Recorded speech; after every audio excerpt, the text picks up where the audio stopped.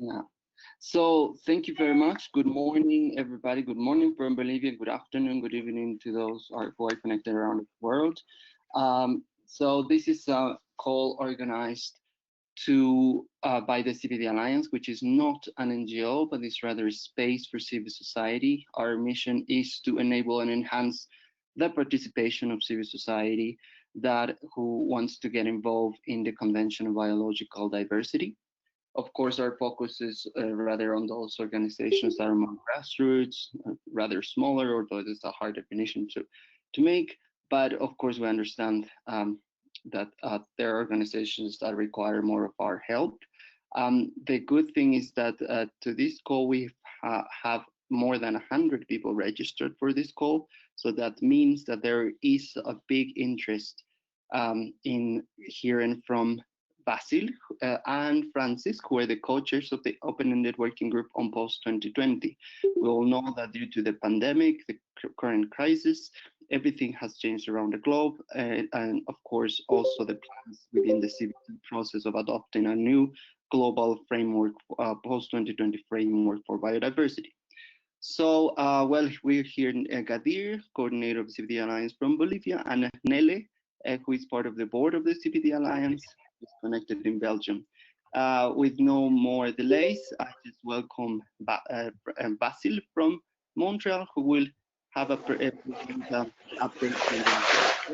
what's going on, and then we will have a space for questions. So, Basile, the space is yours. Thank you. Good day, everyone, and I hope you're all healthy and you can stay healthy, you and your loved ones. So presentation. So I hope you can hear me well and that you can see the presentation. If not, maybe Gadir or Neller can make a signal. So we've prepared this as a presentation. Francis is on another call and he will join as soon as he can. So I will start and we'll see when Francis is able to join us. Here is a representation of the timeline, and I've received a series of questions from you, and I'll try to answer a few of those as much as I can through the presentation, and then we'll tackle the other one at the end. So the top part of the presentation is the 3 blocks that you've seen many times, so I don't need to get into the detail of that. The only thing I would point is the arrows, the horizontal arrows.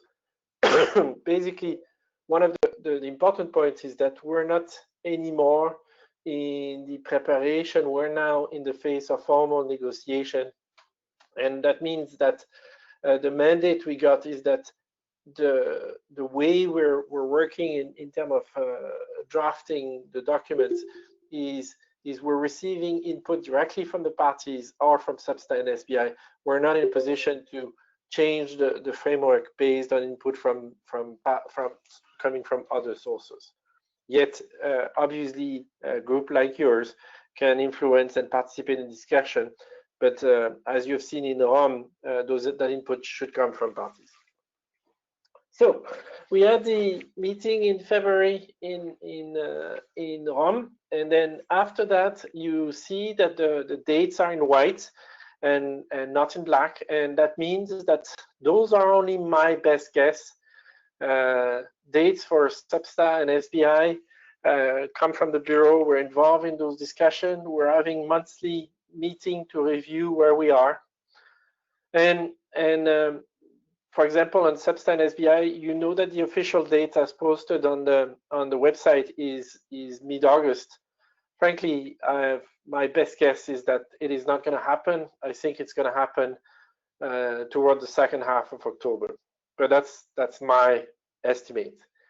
What does that mean for the other meeting? There is a window to hold open-ended working group 3 in January, and I know that the secretary is discussing with Colombia to see what's possible, but I think it's a pretty good guess on that. And then for those of you that have read our blog, and I hope our blog are useful, if you count the various meetings that already are in place or that are are in various stage of development, etc., or religious period, etc., the earliest we can hold a COP after January is the earliest is in mid-May. So I don't see how it's possible before that. Definitely it's possible after that, but I think everybody is trying to move as fast as we can. So basically, if you're looking at the timeline between end of October, January, the end of January, and May, you have 14, 15 weeks in between those two. And that seems like a very good ways to work, because we need a minimum of 9 weeks.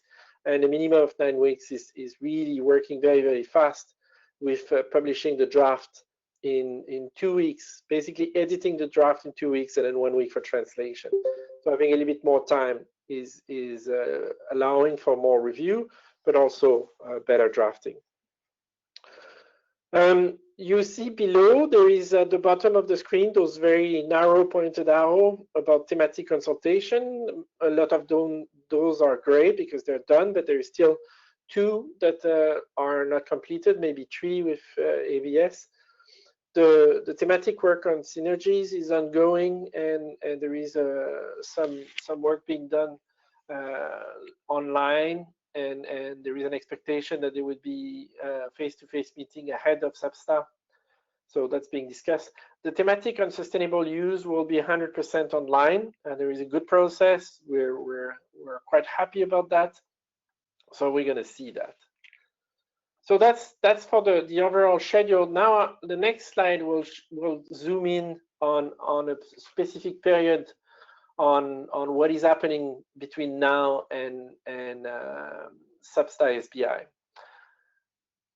We're trying to take advantage of the extra time. Like, the circumstances are giving us some more time. We have no choice but to accept that. But we can use that time. So, and then basically what we're trying to do is working very closely with the Secretariat and the SBSTTA and SBI chairs to see how we can maximize the use of the time. For example, if you look at the SBSTTA flow, we expect that documents for SBSTTA will be published twice. First time for a peer review period of 4 weeks at the beginning of June. And then at that time, we will be publishing a series of documents that goes as follows. We expect there would be a table providing with, it's a bit similar to the table that was provided as appendixes to draft 0 with the draft 0 in January. But basically, you would have the formulation of the goals or targets reflecting the discussion and what we heard in Rome. And then we have added a new column, which is kind of decomposing each of those into components. And what that means is that if you remember target 1, for example, target 1 is about maintaining intact ecosystem, it's about restoring ecosystem, and it is about land use plan. So that would make for 3 components. Then, so we've done that work, that's already done. And we gave that to Ezekiel and Sasha, and they're working to prepare monitoring elements, indicators, some information on baselines. We're working together on the glossary and info, which is kind of an explanation. It's not really a formal glossary, it's more an info document providing some context. And they're also working on SDGs. So you're gonna get all that package beginning of June. And then there would be a period of 4 weeks with webinars, etc., where you're going to be able, people are going to be able to send us some comments. Document will be revised, and then after that, a new set of document would be sent, which is pretty much the same. The only thing that would be different is that we would be adding a complete set of goals, targets, and section E to F. We don't want to call that a new draft because we don't want SBSTTA and SBI to get the impression that they are in the position to negotiate that. That's not their role. Their role is to provide scientific, technical validation and input. But in order to do that, parties felt they needed to have that. So we're very happy to do that. At the bottom of the screen, you see the SBI, and there in the SBI, things are moving. When we prepared those slides, we were thinking about an extended review period. Now it seems that we're gonna be able to have something similar to what is happening on Substar with a peer review process up front, at least on several pieces, and then the normal 6 weeks at the back. We're discussing also, and that's the middle pointy arrow called webinar, how we can use the time to do some specific subject-specific webinar in the summer. And there is many ways to cut that pie. One is by subject, as presented there: accountability, resource mobilization, talking on these targets or these other targets. Another way is to go at it by sector. You may want to have a series of webinars on what does it mean to the food system and agriculture. Another one that looks at infrastructure. So we're working with the Secretariat and the Bureau to figure out the best way, and I think we can engage electronically to ensure that we hear from a lot of people. We start the discussion. Very clear that we cannot have a full SBI, Substar, or open-ended working group only online. There is challenges. There is a number of stakeholders and parties that are not able to fully participate through electronic means. But what we can is improve the face-to-face dialogues by raising awareness, having better documents, and then getting it to a better products. So basically, I think a lot of us have been working and learning and seeing how we can use the time we have to make for better participation and better products. Next few slides are going into a little bit of a text format of what I just presented to you. There would be webinars. We're gonna do, as we did with the draft zero, going around the whole time zone. Then there would be opportunity for question and dialogue with us. Same thing for the summer, targeted subject, and basically we're gonna go through that. So I've already mentioned that already. In terms of the peer review period, we've talked about that. It's important, and I will repeat that several times, is that we're dancing that on that very fine line on what's the role of Substar and SBI, and the fact that we want Substar and SBI to have all information that is relevant to them. Yet we would like them to, and I think everybody, it's not, and Substar and SBI will do what we want, but they're not the negotiation body, and I think a few parties would be upset if we were not taking care of that. Going into the specific, I think the one piece I would say before we get into SBI, the work of Substar is it's a big work, it's important, it's complex, but it's very clear. It's scientific and technical advice on the framework, and that means having a look, telling us what are the possible performance indicators? Are there gaps between the components? What advice do they give us on numerical formulation of the targets? I know some of you were asking that maybe there were not enough of the numerical targets. I'm totally with you. I think we all want as many as we can in terms of numerical targets, and Substar should help us if there is some gaps there. What are the links with the SDGs, and what are the appropriate baseline? So fairly clear cut. I think the discussion with Ezekiel and friends and Sasha was easy, and we could get on with the work. SBI is a more complex situation where the SBI in itself has some decision and works to do directly for the COP, and that work overlap with the mandate we have on the open-ended working group. So we have to have a good and careful discussion on seeing how we're going to be doing that. But at the end of the day, most of the agenda items on SBI are relevant to us. I'll leave 5 aside for a moment, but if you look at 6, 7, 8, 9, and 11, they're all directly related to what we do in terms of resource mobilization, capacity building, cooperation, the mechanism for planning, reporting, assessment, and review, and then mainstreaming.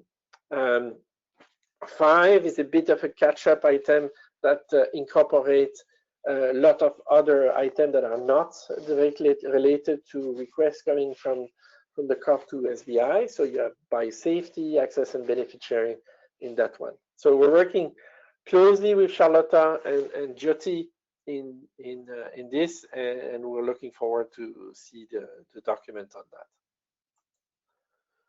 that. What is happening? Also, we have always kept a list of things. I've talked about the synergies. I've talked about sustainable use, SBSTTA, open-ended working group 3, and then COP15 in Kunming. Remember that COP15 is organized by China, and that the discussion on the modality and the dates for that is the responsibility of China in consultation with the Bureau. Yet there is a number of other very important meetings taking place around the official process, and it's going to be important for us to connect and be aware of those and engage into those. The UN Ocean Conference that was supposed to be a few weeks ago, that is now postponed, and I don't have a date for that. The IUCN World Congress, which is in January, early in January in Marseille, and that's going to be a very important and well-placed opportunity for us to talk. The IMF World Bank meeting, both the spring one that was a few weeks ago and the fall one, especially in the current context where we're going to have, and I'll talk about that in a little bit, very big challenge around resource mobilization. That's going to be important. G7 and G20, important. I don't know if you noticed, but the G20 finance minister in their recent meeting and in their outcome document had a very useful and very clear point about the need to reconstruct economies and societies in a way that is supporting biodiversity objectives. The UN high-level political forum that will take place in June is a way to talk about the COVID response. And then we have on the margin of the UN General Assembly the summit, Head of State on Biodiversity, taking place in New York on 22nd, 23rd. And of course, the UNFCCC COP that will take place in 2021. It's not exactly clear when, but I know that China and the UK are working together on this. So a few words about the written submission channel. About 100 submissions from parties were received. We went through all of them. Elizabeth is keeping track of everything, and she's got the master table with everything that we can refer to, and that has been very useful. But now it's different. In the past, you provided submission, and we basically kept track of everything and tried to incorporate everything. Now we're in a different phase where we're no longer able to consider them directly. They need to be provided to us via the party. Yet, I would say the submission channel remain an important tool. It's a tool to engage parties, to document, and make sure your information and your input is logged somewhere where it can be easily accessed by all. So I will still encourage you to continue to use that channel. Delayed and continued expectation. So you've seen the date, you've seen the delay. One thing that we should keep in mind is not because there is a delay that every government and work on HE targets are stopping. I think the expectation is that governments and parties will continue to work toward existing targets. They will continue to work toward voluntary commitment that some parties may have already made. A number of parties have already committed to some targets. For example, on the 30 by 30, there is parties within the coalition led by Costa Rica and France that have already committed. There is also parties outside of the coalition that have already committed. So if you look, and then why have they done that is in their sense, they're focusing on elements that for them is either very important or they feel are going to be part of any scenarios coming out of the COP. So what that means too is that we want to have the quickest possible coming into implementation of the framework. We're thinking about ways where we can speed up the updates and the revision of the National Biodiversity Plan, and really we're trying to avoid a time lag between the agreements of the framework and the first change in the national plans and implementation. Let's move to what's going to happen with draft 1.0, which is the draft that would be published prior to open-ended working group 3. So there would be 2050 goals. One change is that we heard very clearly that people were not comfortable with 2030 goals, but that they were okay with milestone toward the longer-term goals. And then there would be 2030 action targets. Draft 1 will consider what we heard in the open-ended working group, what we heard from SBSTTA and SBI, the written submission up to February 24th, and advice from all thematic consultation, including synergies and the thematic. Some of the points that we wanted to raise, we'll continue to have a framework for all, and I think there is a tension, and you heard that in Rome about that notion: do we stick to a very strict interpretation of the mandate as of the CBD convention, or is it a framework for all that is directed to a whole of government and a whole of society? So that's going to be interesting, and that's why we feel that having quality discussion with MEA is going to be very important. The second is the political will, and that's going to be very important. I don't want to say challenging because there is both challenge and opportunity with COVID. But you will see later that we started with that logo and that campaign around a super year for biodiversity. I think it's a super year, but maybe not for biodiversity. So how do we link the biodiversity agenda to the COVID recovery package? How are we going to be changing our priority? Will there be a change in ambition? I hope not, but I think those are questions we should be facing. How do we change and adapt the narrative and linking the concept? And we'll talk a little bit about the concept of One Health in a second. Here we go. So the graph on the right, you heard about the concept of One Health. This is a slight adaptation, but basically we all know that nature and human health is totally linked, and both are based on a foundation of ecosystem resilience. So in your comments, in your question, there was a comment about the fact that the exact cause of the COVID-19 is not established clearly, but there are some elements that are very clear, and there are some elements that are clear from a scientific perspective for all pandemics or epidemia. The links to biodiversity, there is several links. There is links to social issues and social characteristics like the size of urban population, the amount and the distance of travel that our society experiences today. But there are some that are directly related to to biodiversity, and those are the interaction between human and wildlife, be that into a urban environment, in a market, etc., or is that in the wild in terms of how we we interact with human, or in farms like animal husbandry. And the second big characteristic is the interaction with between wildlife and their ecosystem. And we're talking about land use change, fragmentation, intensification of contact of humans in wildlife.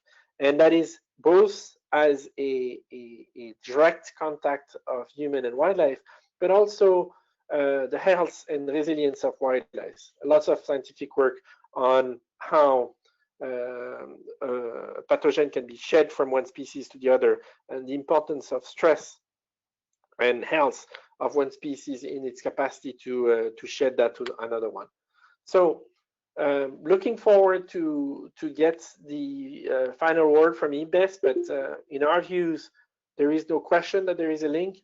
We got to be careful to not focus solely on the type of situation that we're experiencing now with the COVID, but there is many other pathways through migratory birds. You all remember the avian flu or other type of disease, but definitively there is a very direct link, and we're gonna get to a little bit of analysis of that.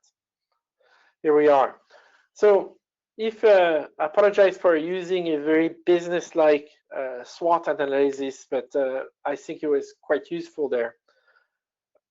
In a very crass and cynical way, an advantage we have over climate change, for example, is the link between this pandemic and health and nature is very direct. There is no question.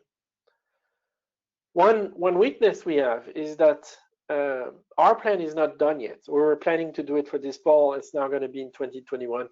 Compare that with climate change. They have the plan. They've agreed to it a few years ago, and then their challenge is compressing that plans into that was going to be done over 10 years into a very short period of time and get it funded. We have to build a plan, publicize it, and get it funded. Yet, if you look at the bottom part of the table in the opportunities and threat, I think there is a very big interest of the public into investment to avoid crisis, any crisis. The image that I use, and it's particularly relevant in the part of the world where I live, is if your house gets flooded because of an extreme weather, you want to rebuild that house. But do you want to rebuild the same house? Or do you want to rebuild a stronger house? And actually, do you want to rebuild it in the same place? So let's rebuild smart and let's rebuild. And then I think there will be a great interest in investment that protect our society against crisis, health, climate change, or nature. Increased interest in strengthening our multilateral system. I think it's very clear in what we're living today, and then people are making the same conclusion that the way to protect ourselves is to work together. And history is telling us that if you look at all the UN institutions, a lot of them came out after the Second World War. I think many parts of the society, including the big consulting companies that are doing reports, are concluding that the future, the most efficient and effective way to protect ourselves is working together. And then, if some of you heard Gadir and I chatting ahead of the formal call, what we're living today is the giant lab testing some new ideas at a very large scale. The things are changing, and we're experiencing new things. There is lots of call about securing the procurement of essential goods at the local level, including food. So we've been talking about local sourcing of food and a different type of diet, etc. And we see that happening now. The challenge for some of us is procuring flour and baking ingredients more than procuring meat, because that's what people want. And let's see how much of that will stick for the long term. The fact that we're all working remotely and we're talking to each other through electronic means. I know quite a few folks that have told me that they're not looking forward to the day they need to return to the office, and they're quite satisfied working from home. So let's see how that works and how that new world will help us. On the threat side, we got to redo our communication. If you go online, because you're not going to meet anybody on the street, but if you go online and ask people what 2020 is a super year for, they will say it's a super year for COVID, not for nature. We'll talk about resource availability, and this is one of the big scare I have. I see unprecedented investments into emergency, which is totally warranted, but also into kickstarting the economy and rebuilding the economy. And my fear is that those resources will not be available when we come out with our framework at the end in 2021. And that we're going to have to find a different way to do that. And then lastly, economy shift. So I've talked about the positive economy shift in terms of food, etc. But I can also see some negative one emerging from this. So we'll have to keep an eye on that and to identify those negative ones. In terms of what we do over the short term and over the long term, I've talked about this notion of economic stimulus investment. We need to move very, very fast. We cannot wait until 2021 to react to that. This is something that needs to be done over the next few weeks or next couple of months. I don't think that there is a will in the Bureau or in the CBD capacity to react that fast. So I'm wondering whether a group of well-intentioned parties and other organizations can work together in an informal way and come out with some guidance. Then there is the issue around resource availability. And then finally, how do we factor in health in our framework? We had discussion at the Bureau, and I think we're on a good track. Looking forward to hear the advice from IPBES, and definitively looking at SBSTTA, where there will be a discussion on health, on how we can factor that in the framework. Your role and where you are, as I don't need to repeat, you heard Francis and I many times. We feel that you have an important role to play. You are probably one of the key organization and channel to get the biodiversity into the media and in front of people. You probably are a lot better than we are in terms of translating that technical message into one that is understandable. We need to raise the awareness of governments on how they can include and should have, and it makes sense to include biodiversity in decision making. And really, what we're looking forward is how can we create those good partnerships. I'll start from the slide here a second and tell you that I was not very happy on how we had to compress you in certain time slot at Rome, and Francis and I are chatting about and talking about the way of finding a better way to get you to communicate your message at the right time in the right format, because I feel that it's not just about allocating more time. It's more about when and how. And if you get some ideas, I cannot commit to implement them. That's beyond me. But I can certainly commit to work with you and work with parties and Secretariat to find a better way to enhance your participation in the plenary part, particularly of the open-ended working group. That completes my presentation. I hope this was not too long. So 37 minutes, that's okay. And looking forward to your question. I think I've tried to answer a few, not all, and then I'll be happy to listen to the others. Thank you. Gadir, back to you. Thank you so much, Basile. I think that the presentation was very comprehensive and very useful for all of us.